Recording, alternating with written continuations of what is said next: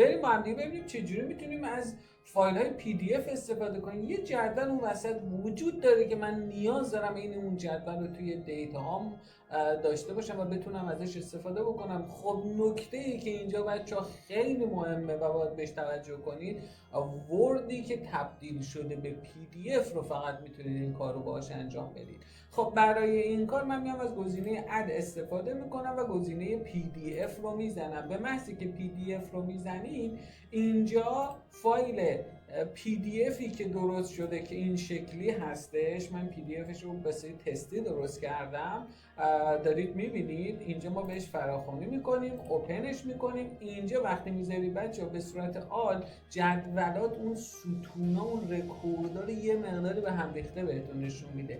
ما میذاریم اینجا به صورت سینگل پیج و اوکیش میکنیم. به محضی که اوکی میکنیم میبینید که داره به صورت کلی نمایش میده F2 F3 F4 F5 و تا آخر کاری باهاش نداریم. اینجا گزینه داره به اسم Use Data Interpreter، کارش همینه، میاد این مواردی که به صورت مرج شده، به صورت دو تا کالم شده، نمیدونم سایزش خارج شده، همه رو بنده بیشتر برای مبحث اکسلی که مرج میشه. چون یه زمانی هست شما یک فایلی رو وارد میکنید، اون حالت مرج میشه و اون دیگه نرم افزار به صورت F2 F3 F4 در نظر میگیره. خب برای این کار خیلی ساده است، ما میایم از گزینه Use Data Interpreter استفاده میکنیم و خب جدولمون دیگه ساختار اصلیش رو به دست میاره و شبیه همون جدولیه که تو فایل PDF.